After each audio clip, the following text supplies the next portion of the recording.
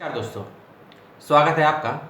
आज बात करेंगे आपसे वीडियो में एक लाइव वेब गोष्ठी के विषय में, जिसको आप जूम और फेसबुक दोनों पर अटेंड कर सकते हैं। विषय के अंतर्गत आने वाले वक्ता और विषय और वक्ता दोनों के विषय में थोड़ी सी बातें आपके समक्ष लेकर आया हूँ इस वीडियो में। उम्मीद करता हूँ वीडियो को पूरा देखेंगे और पसंद और नापसंद आने पर दोनों पर ही अपनी प्रतिक्रिया भी दर्ज करेंगे। तो आज के वीडियो का विषय है basic of statics in social sciences. Basic of statics in social sciences Wardha school of thought की लेक्चर सीरीज़ में, जो कि कई महीनों से शोध को लेकर भिन्न भिन्न विषयों पर डिफरेंट टॉपिक्स पर वक्तव्य करवा रही है वक्ताओं के द्वारा, विशेषज्ञों के द्वारा। उसी की पिछली कड़ी में आपने प्रोफेसर बृजमोहन जी को सुना सोशल साइंस के पॉइंट ऑफ व्यू से रिसर्च के कई डायमेंशनों को, और आज आप सुनेंगे यानी कि कल आप सुनेंगे 16 जुलाई को शाम को 7 बजे guest of speaker doctor Dharmendra Yadav. इनके विषय में मैं बता दूं, पहले असिस्टेंट प्रोफेसर हैं department of statistics demography the national institute of health and family welfare new Delhi. जी हाँ, और जो उनको कोऑर्डिनेट करेंगे वे वक्ता हैं नवनीत चौरसिया, असिस्टेंट प्रोफेसर हैं department of political science TNB college Bangladesh, Bhagalpur Bihar में है। भागलपुर गलती से हो गया, बांग्लादेश, भागलपुर के असिस्टेंट प्रोफेसर हैं, करेंगे कोऑर्डिनेट। पहले मैं वक्ता के विषय में आपको बता दूं, स्वास्थ्य और साथ साथ एजुकेशन और उसके साथ सांख्यिकी यानी कि अर्थशास्त्र का ही एक पार्ट है स्टैटिक्स सांख्यिकी, उस विषय के विशेषज्ञ हैं। और जो टॉपिक रखा गया है वह रखा गया है basic of statics in social sciences. क्योंकि जब कोई भी शोधार्थी, चाहे वो MPhil का हो या PhD का हो, पोस्ट डॉक्टरेट का हो, या कई विश्वविद्यालयों में तो MA या MEd के स्तर पर भी रिसर्च करवाई जाती है, तो एक बहुत बड़ा पार्ट और मेजर पार्ट उसमें आता है स्टैटिक्स का। और स्टैटिक्स का यूज़ हम तब करते हैं जब हमको डेटा कलेक्ट करने के बाद डेटा को एनालिटिकल मोड में लिपिबद्ध करना पड़ता है, टाइप करना पड़ता है। क्योंकि टाइप आप तब करेंगे चीज़ों को जब आप डेटा को पूरी तरह से एनालिटिकल फॉर्म में स्थापित कर लेंगे, यानी कि आप उस डेटा का क्या कहते हैं, एनालाइज कर लेंगे।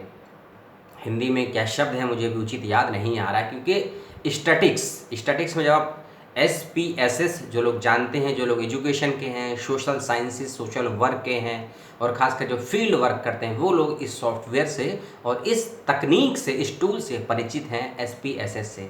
तो इसी प्रकार के सांख्यिकी में मीडियम मोड से भी बहुत लोग कम परिचित हैं। खासकर जो लिटरेचर के स्टूडेंट्स हैं उन लोगों को इसकी ज़रूरत बेहद कम पड़ती है।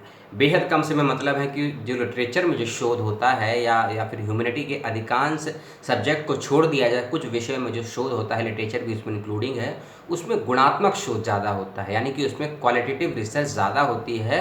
और क्वालिटेटिव रिसर्च में स्टैटिक्स का बहुत कम यूज़ होता है, लेकिन फिर भी कहीं जगह यदि यूज़ होता है तो यह वेब गोष्ठी, ये वेब लेक्चर उन सभी के लिए लाभप्रद होने वाला है।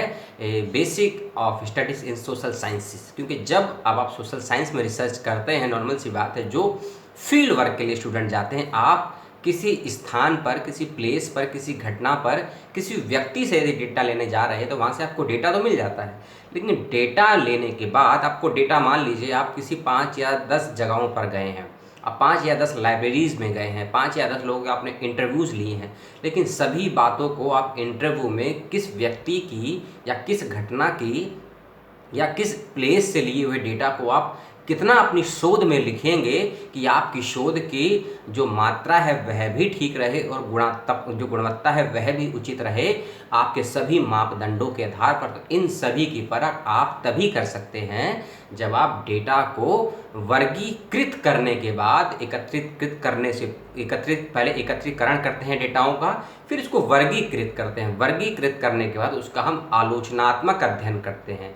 यही आलोचनात्मक अध्ययन के अंतर्गत आपका स्टैटिक्स आता है, सांख्यिकी आता है, और सांख्यिकी के आधार पर डेटाओं से क्या निष्कर्ष निकलता है उसकी पूरी प्रक्रिया को समझाने के उद्देश्य से ही यह वेब गोष्ठी, वेब सेमिनार आप सभी के लिए आयोजित किया गया है वर्धा स्कूल ऑफ थॉट के माध्यम से।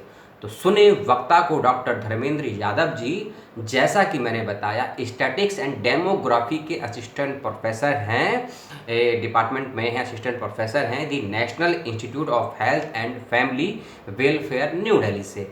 इस बात का ध्यान रखिए कि वक्ता के पास स्टैटिक्स का और खासकर हेल्थ सेंटर, क्योंकि हेल्थ सेंटर के हो यानी इनके स्वास्थ्य सेवाओं की जितनी भी शोध होती हैं या एजुकेशन की जितनी भी शोध होती हैं या फिर पॉलिसी मेकिंग को लेकर नीति निर्माण से संबंधित जितनी भी शोध होती हैं, सभी के अंदर डेटाओं की ही भूमिका होती है, याद रखिएगा।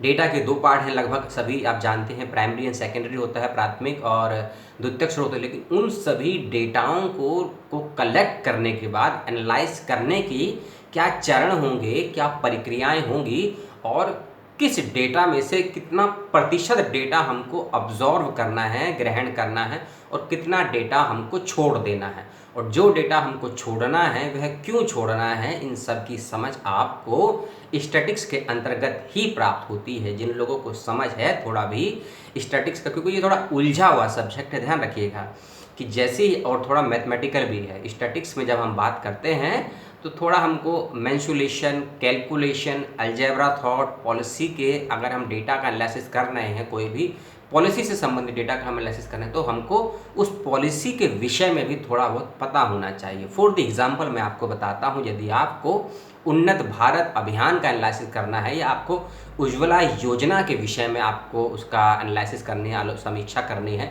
तो आपको उस योजना की बेसिक स्ट्रक्चर के बारे में मूलभूत जानकारियाँ होना अति आवश्यक है। योजना कब चालू हुई, उसमें कितना फंडिंग हुआ, कितने राज्यों में गई, कितने लोगों को उसका बेनिफिट हुआ, ग्रामीण और शहरी क्षेत्र में आपको रेशो को बांटना पड़ेगा, एज के अनुसार आपको चीज़ों को डेवलप करना पड़ेगा, किस क्षेत्र में गवर्नमेंट ने कितना कितना पैसे का यानी कि मनी का डिवाइडेशन किया, ये आपको देखना पड़ेगा। ये सब चीज़ें यदि आपको मूल चीज़ें आवश्यक मालूम हैं, तभी आप इन सभी चीज़ों को स्टैटिक्स के आधार पर एक एवरेज औसतन उसका रिजल्ट निकाल सकते हैं, और यही रिजल्ट आपकी शोध का निष्कर्ष होगा। और भविष्य में आपके इन्हीं निष्कर्षों के आधार पर आपको जो गवर्नमेंट हैं या स्टेट की हों, सेंट्रल की हों, वे पॉलिसी मेकिंग करती हैं, पॉलिसियों का निर्माण करती हैं। और पॉलिसी मेकिंग निर्माण में जब बजट का डिवाइडेशन होता है कि किस योजना पर कितने कितने रुपए का, कितने कितने धन का बंटवारा किया जाएगा, वह इन्हीं पॉलिसियों के आधार पर तय होता है। तो इसीलिए स्टैटिक्स और आपकी शोध देश की योजनाओं को बनाने में और देश की योजनाओं को बेहतर बनाने में महत्वपूर्ण योगदान अदा करती हैं। इसी क्रम में या इन्हीं सभी बारीकियों को जानने समझने के उद्देश्य से वर्धा स्कूल ऑफ थॉट की लेक्चर सीरीज में basic of statics in social sciences विषय पर हो रहा है लाइव सेमिनार, लाइव वेब गोष्ठी, लाइव लेक्चर, जिसको आप जूम ऐप पर सुन सकते हैं। डिस्क्रिप्शन बॉक्स में मैंने जूम का आईडी और पासवर्ड दोनों ही दिया है, और जो लोग पहले से इस सीरीज में जुड़े आ रहे हैं उनके लिए शुभकामनाएं हैं, और जो लोग नए हैं, जो अभी तक वर्धा स्कूल ऑफ थॉट की किसी भी लेक्चर सीरीज को नहीं सुन पाए हैं, तो डिस्क्रिप्शन बॉक्स में मैंने वर्धा स्कूल ऑफ थॉट के फेसबुक पेज का लिंक दिया है, ईमेल आईडी दिया है। फेसबुक पेज को लाइक एंड सब्सक्राइब करिएगा तो आप उनके पूर्व के सभी वीडियो को भी देख सकते हैं। और इस लेक्चर को आप वर्धा स्कूल ऑफ थॉट के फेसबुक पेज और जूम दोनों पर ही अटेंड कर सकते हैं, क्योंकि एक बात का ध्यान रखिएगा कि 100 पार्टिसिपेट ही इसमें रजिस्टर कर पाएंगे जूम के अंदर, और जो अगर थोड़ा देर हो जाता है, रजिस्ट्रेशन देर से कर पाते हैं तो सर्टिफिकेट तो देर हो जाती है, तो वह जूम के अलावा फेसबुक पेज पर भी इसको सुन सकते हैं। और दोनों ही पोर्टल पर आप अपने सवालों को रख सकते हैं, आपके सवालों का जवाब आपको दिया जाएगा, इस बात का ध्यान रखिएगा। तो जितना मैंने थोड़ा बहुत बताया आपको, मैंने विषय के विषय में आपको ज़्यादा बताया इस वीडियो में, ना कि वक्ता के विषय में, क्योंकि वक्ता के विषय में मैं ज़्यादा कुछ नहीं जानता हूँ, ना ही मॉडरेटर के विषय में ज़्यादा कुछ जानता हूँ, इसीलिए कम बताया है, लेकिन सटीक बताया है मॉडरेटर और कोऑर्डिनेटर के बारे में। लेकिन विषय पे जितनी मेरी समझ है मैंने वह बताया है, तो उसी समझ को और बारीकियों से जानने समझने के उद्देश्य से आप इस लेक्चर को अटेंड करें। Basic of statics in social science organise by Wardha school of thought, कल होने वाला है 16 जुलाई को शाम 7 बजे से। इस बात का ध्यान रखिएगा वीडियो अच्छा लगा हो, तार्किक लगा हो और इस विषय पर होने वाली ये चर्चा यदि आपको अच्छी लग रही है तो वीडियो को अधिक से अधिक शेयर करें। कोई समस्या हो तो मुझसे संपर्क करें और साथ ही साथ कोई समस्या अगर ये वीडियो को देखने में, चैनल को ढूंढने में हो तो मैंने ईमेल आईडी भी दिया है वर्धा स्कूल ऑफ थॉट का, वहाँ भी संपर्क कर सकते हैं। कोई समस्या नहीं आएगी। नहीं तो समस्या आती है फिर भी, यानी कि आपको 7 बजे करना है इसको अटेंड, तो 6, साढ़े 6, सवा 6, 7 बजे तक कोई समस्या आती है कमेंट करिए, वीडियो के डिस्क्रिप्शन बॉक्स में जाकर आपको जवाब मिलेगा और सभी संतुष्टिपूर्ण आपके सवालों का जवाब देने का पूर्णतः प्रयास किया जाएगा। इस वीडियो को आपने देखा, पसंद किया, बहुत बहुत धन्यवाद। अगले वीडियो का वेट करें और मैं उन सभी अपने व्यूअर से क्षमा मांगता हूं कि पिछले 2-3 दिनों में कोई वीडियो नहीं दे पाया।